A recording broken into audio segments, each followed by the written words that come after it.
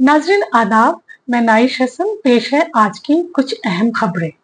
चंपई सोरेन ने मचा दी सियासी हलचल। झारखंड मुक्ति मोर्चा के नेता और पूर्व मुख्यमंत्री चंपई सोरेन ने एक बयान देकर सियासी हलके में थोड़ी और हलचल मचा दी है। उन्होंने कहा कि वो उनके विकल्प सभी के लिए खुले हुए हैं। उनके इस बयान से कयास लगाए जा रहे हैं कि वो जल्दी ही बीजेपी का दामन थाम सकते हैं। इस बात के हवाले से सीएम हेमंत सोरेन ने कहा कि बीजेपी के लोग षड्यंत्र कर रहे हैं। झारखंड में चुनाव होने हैं, लेकिन चुनाव कार्यक्रम निर्वाचन आयोग ने तय करके विपक्षी बीजेपी के लोग तय कर रहे हैं। इस संबंध में शिवसेना नेता संजय राउत ने कहा है कि बीजेपी झारखंड सरकार को तोड़ने की पूरी कोशिश कर रही है। राहुल गांधी ने कहा कि लैटरल एंट्री मतलब संघ के जरिए भर्ती होना। केंद्र सरकार ने अपने एक प्लान के मुताबिक लैटरल एंट्री के जरिए 45 स्पेशलिस्ट लोगों की केंद्रीय मंत्रालयों में नियुक्ति करने का फैसला लिया। इस बाबत मुखालफत करते हुए राहुल गांधी और उत्तर प्रदेश के पूर्व मुख्यमंत्री अखिलेश यादव ने कहा कि ये फैसला एक बहुत ही गलत फैसला है। ये एससी, एसटी और ओबीसी के आरक्षण को छीन लेगा और संविधान के विरोधी होगा। राहुल गांधी ने कहा कि अब यूपीएससी के जरिए नहीं, आरएसएस के जरिए भर्ती होगी, जो संविधान पर भी एक किस्म का हमला है। अगर इस फैसले को सरकार ने वापस नहीं लिया तो वो अक्टूबर से एक अनिश्चितकालीन अनशन का फैसला ले सकते हैं। उत्तर प्रदेश में पुलिस भर्ती परीक्षा में फिर हुआ खेल। लखनऊ में पुलिस भर्ती परीक्षा के लिए 81 केंद्र बनाए गए थे, जिसमें लापरवाही और भ्रष्टाचार का आलम यहाँ तक नजर आया कि रिटायर हो चुके टीचर और मर चुके टीचरों का भी नाम परीक्षा ड्यूटी में लगा दिया गया। रोस्टर जारी होने के बाद इस बात का खुलासा हुआ। उत्तर प्रदेश के मुख्यमंत्री योगी आदित्यनाथ को अपने कड़क बयानों के लिए जाना जाता है। इस सब के बावजूद भर्ती परीक्षा की गंभीरता का ये आलम है कि बीएसए राम प्रवेश एक दूसरे पर सिर्फ इल्जाम तराशी करते नजर आए और मुख्यमंत्री के फैसले का कोई मान नहीं रहा। भारतीय कुश्ती संघ के खिलाफ लड़ाई जारी रहेगी। विनेश फोगाट भारत लौट आई हैं। उनका हिंदुस्तान में जबरदस्त इस्तेमाल किया गया। उन्होंने एक बयान में कहा कि उनकी लड़ाई भारतीय ओलंपिक संघ के खिलाफ जारी रहेगी। उन्होंने कहा है कि उन्हें भगवान पर भरोसा है कि वो प्रार्थना करेंगी और सच्चाई की जीत होगी। ग्लोबल रुख और एफआईआई के एक्शन पर निर्भर करेगा शेयर बाजार। एक्सपर्ट का कहना है कि शेयर बाजार की चाल इस सप्ताह ग्लोबल रुख और विदेशी निवेशकों के कारोबारी गतिविधियों पर ही निर्भर करेगी। कंपनियों के वित्तीय परिणाम तो आ चुके हैं और इस सप्ताह मैक्रो इकोनॉमिकल मोर्चे पर ऐसी कोई महत्वपूर्ण गतिविधि नहीं है जिससे निवेशक कुछ संकेत प्राप्त कर सके। ट्रंप का फिर हैरिस पर हमला।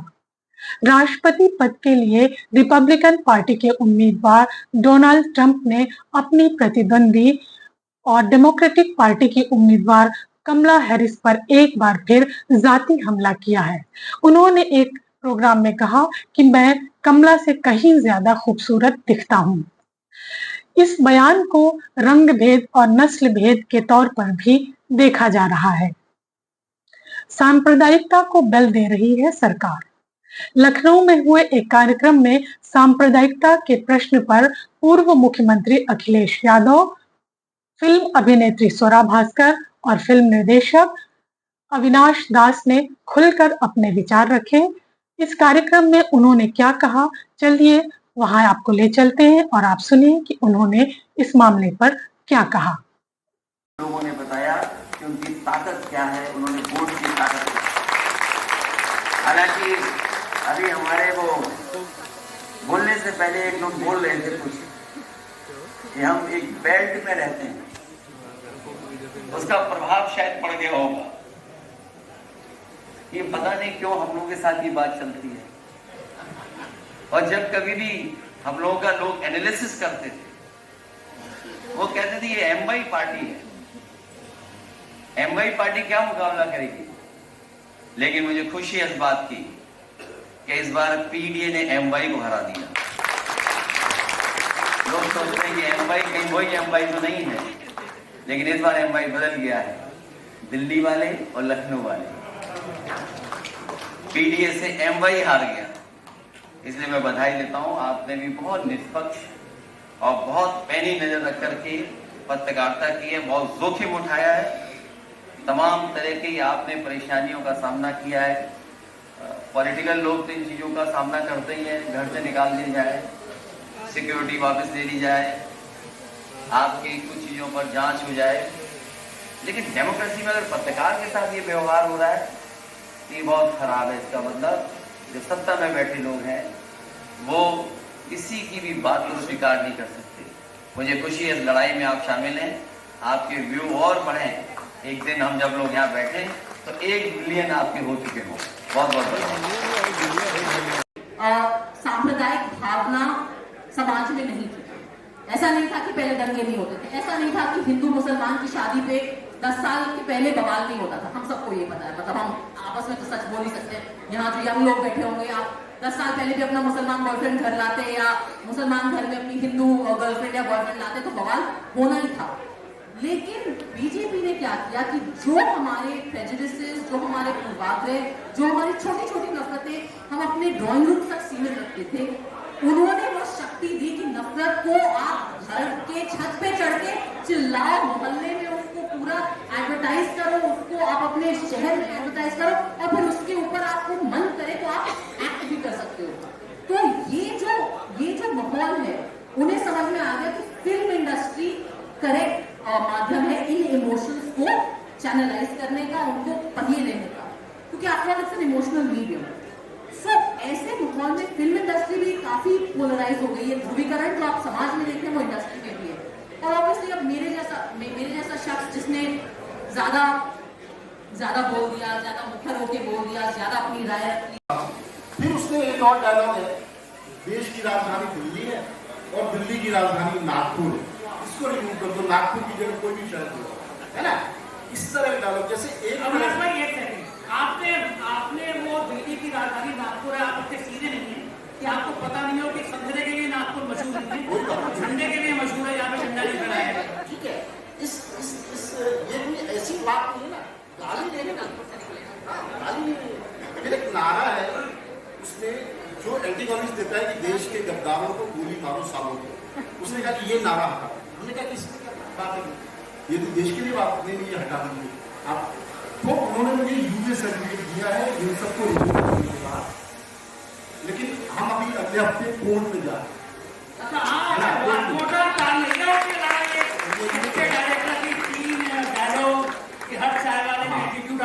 दिल्ली की राजधानी नागपुर है और गोली मारो सालों को कहने वाला देश का मिनिस्टर, लेकिन सेंसर बोर्ड कह रहा है कि ये चीजें चला नहीं सकते। आप कोर्ट जा रहे हैं? कोर्ट जा रहे हैं और हमको लगता है कि एक आध हफ्ते डेट बढ़ानी ही पड़ेगी, तो हमारे प्रोड्यूसर तैयार है और हम अगले महीने आ रहे हैं सिनेमा हॉल में। लेकिन ये लड़ाई जीतने के बाद तो मुझे लगता है कि कोर्ट में ये कोई इशू बनेगा नहीं। पिक्चर का नाम क्या है? पिक्चर का नाम पहले था यू शेप गली, है ना, यू गली, ठीक है। लेकिन फिर हमने सर्वे करवाया, हमारी अनारकली का नाम भी पहले कुछ और था, फिर बाद में कुछ और आया, तो अब इस फिल्म का नाम है इन गलियों। 6 सितंबर को रिलीज हो रही है। बहुत बहुत शुभकामनाएं आपको, लखनऊ की बहुत बधाई देगी। एक आखिरी सवाल की, अगर आप जैसे डायरेक्टर के सामने Kashmir file, the Kerala story की स्क्रिप्ट आ जाए कि डायरेक्शन करिए कश्मीर फाइल्स का, द केरला स्टोरी जैसी पिक्चरों का, तो आप क्या करेंगे? देखिए ऐसा है कि पिछले साल मुझे स्मृति ईरानी के मंत्रालय में बुलाया था और उन्होंने कश्मीर पे मुझे एक स्क्रिप्ट दी और 6 महीने का वक्त दिया, 20 करोड़ रुपए ऑफर किए। मैं मंच से बोल रहा हूँ आपको, है ना, क्योंकि मेरे पास मेल में सारे 20 करोड़ रुपए दिए कि बनाइए एनएफडीसी से। और मुझे लगा कि यार मैं अगर ये फिल्म बना लूँ 25-30% बजट में फिल्म बन जाएगी, बाकी पैसे से मैं ऐश कर सकता हूँ। लेकिन फिर मुझे लगा कि यार मैं स्वरा को कैसे मुंह दिखाऊंगा, संजय शर्मा से कैसे मिल पाऊंगा, इश्तियाक भाई के पास कैसे जाकर मटन खा पाऊंगा। मैं यहाँ से लौटा और एक हफ्ते के बाद मैंने उनको बताया कि मैं इतने कम समय में कंप्लीट मैं आउटराइटली मैंने रिजेक्ट नहीं किया और पोलाइटली मैंने कहा कि मेरे से नहीं होगा, किसी और से आप देखिए, ये आज 4 PM के मंच पे चर्चा करने का उद्देश्य ये भी था कि आप जान सके, आप सभी लोग जान सके कि इस देश में अभी भी ऐसे रीढ़ की हड्डी वाले डायरेक्टर हैं जो समाज को बांटने वाली नफरत की राजनीति को सिरे से नकार देते हैं। यही ताकत है। हम बात करते हैं सौरभ जी किसी और जगह शिफ्ट करें, उससे पहले सौरभ जी आपसे बात करते हैं। सौरभ, एक टाइम जब प्रधानमंत्री ऑफ भारत या आप लोगों के लिए दिल में बड़ा क्रश की, लोगों को बड़ा देख के आपको खुश हो जाते हैं, फिर अचानक खबर है कि आपने शादी की। सबसे पहले मैं ये शुरुआत कर रहा हूँ, पति भी आपके बीच बैठे होंगे? नहीं, बिल्कुल नहीं दिख रहे मुझे काफी देर से। पति बीवी यहाँ बिजी हुई, बिल्कुल ही बाहर अपने दोस्तों को बिठा के चले गए यहाँ पे। सौरभ जी, अचानक आपने फिल्म इंडस्ट्री से बहुत शादी करी और बहुत दिनों से आप फिल्म इंडस्ट्री से दूर हो गई। कारण क्या है कि क्या आप बिल्कुल अपनी शादीशुदा जिंदगी में रम गई? क्यों दोबारा इधर से कब एंट्री वापस हो रही है? कब आप लोगों को बहुत चाहने वाले हैं, वो एक स्वरा एक्ट्रेस को पसंद करते हैं, एक स्वरा बोल्ड लड़की को पसंद करते हैं, एक वो जेएनयू में खड़ी हुई स्वरा को पसंद करते हैं जो देश की एकता के लिए उन बहादुर लड़कों के साथ खड़ी रहती है, अपने पीठ पे देश के उन करोड़ों लोगों की आवाज बनती है। कब वापसी होगी? सबसे पहले तो मैं पहले शुक्रिया करना चाहूंगी आपका। आपने बहुत लंबी भूमिका बांधी और बड़ी जरानाबाजी करी आपने, मैं शुक्रगुजार हूँ।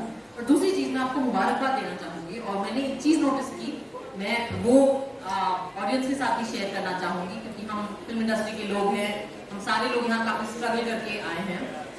तो ऑफ कोर्स कंग्रेचुलेशंस, आपने जो 6 मिलियन 7 लाख सब्सक्राइबर पाए हैं।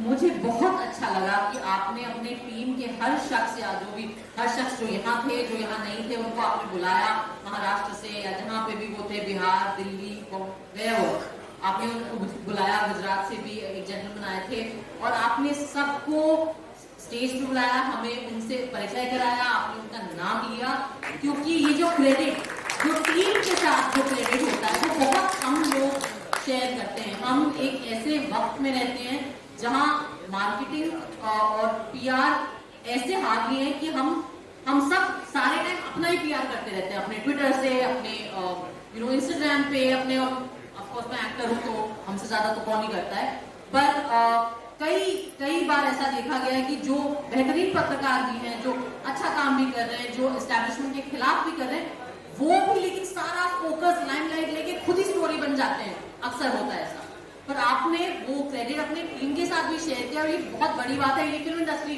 वाले समझेंगे कि क्रेडिट का जो स्ट्रगल होता है, तो उसके लिए I want to congratulate you and I want to thank you, I want to share that should be recognised. देखिए, जहां तक फिल्म इंडस्ट्री से दूरी का सिलसिला है, क्या करें, इसका पॉलिटिकली करेक्ट जवाब देना चाहिए या इसका सच्चा जवाब देना चाहिए? आप तो झूठ बोलते नहीं, आप तो जानी जाती है। आप मीठी बात सुनना चाहेंगे, कड़वी बात सुनना चाहेंगे? आपको क्या फ्लेवर चाहिए? ये मीठी बात है, कड़वी बात, समझ क्या सुनना चाहते हैं? देखिए, सच्चाई ये है कि एक पर्सनल वाली सच्चाई क्लैरिफाई कर दूं कि शादी अचानक से हुई, पर हमारा राब्ता अचानक नहीं था, फहद और मेरा, हमारी दोस्ती अचानक नहीं थी। हम एक्चुअली खुद भी रियलाइज किए कि हमारी शादी इतनी अचानक से हो जाएगी क्योंकि हमने जो कोर्ट में हमने प्रोसीजर किया उसके लिए नोटिस पीरियड होता है और चूंकि ये भी एक ऐसी लव स्टोरी थी जैसे अविनाश जी, नहीं वो तो अब शादी के बाद तो वो अलग स्टोरी है, शादी की पहले और बात की, तो मैं पहले का बता रही ना, हैप्पी पार्ट, तो हमें लगा आज देश भर में रक्षाबंधन का त्योहार हर्षोल्लास के साथ मनाया जा रहा है। बहनें अपने भाइयों की कलाई पर राखी बांध रही हैं। चारों तरफ खुशी का माहौल नजर आ रहा है। तो ये थी आज की कुछ अहम खबरें। आपसे फिर मुलाकात होगी, तब तक के लिए इजाजत दीजिए। शब बखैर, नमस्कार।